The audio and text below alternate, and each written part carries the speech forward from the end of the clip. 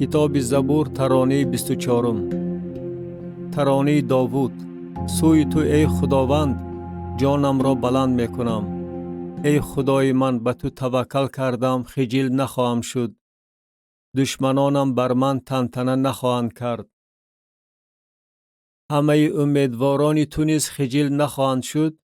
آنهایی که به سبب خیانت می کنند خجل خواهند شد.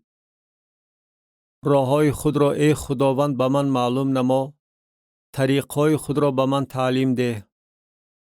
به راستی خود مرا هدایت نما و مرا تعلیم ده، زیرا که تو خدای نجات من هستی. هر روز به تو امیدوارم.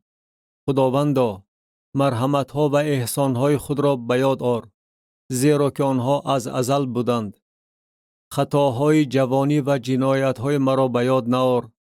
از روی احسان خود تو مرا یاد کن، به خاطر مهربانی خود ای خداوند. خداوند نیکو و راستکار است، بنابراین به خطاکاران راه نشان می‌دهد. حلیمان را به راه انصاف می‌اندازد و به حلیمان طریق خود را تعلیم می‌دهد. همه راه‌های خداوند مرحمت و راستی است برای آنهایی که عهد او و شهادات او را رعایت می‌کنند.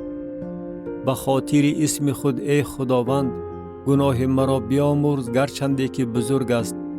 کیست آن کسی که از خداوند می‌ترسد؟ ورا او به راهی که انتخاب نموده است هدایت خواهد کرد. جان وی در نیکی ساکن خواهد شد و ذریات وی وارث زمین خواهند بود.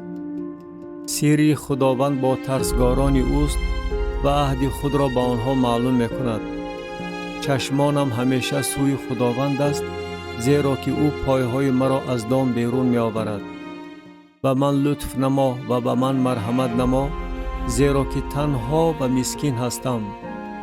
غصه های دلم افزوده است، مرا از مصیبت هایم بیرون آر.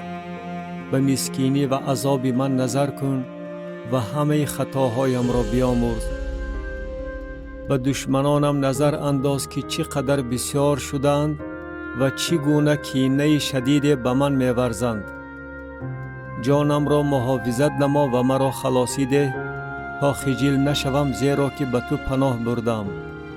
بگذار به عیبی و راستکاری نگهبان من باشد، زیرا که به تو امید می‌بندم. اسرائیل را ای خداوند از همه تنگی های وی رهایی ده.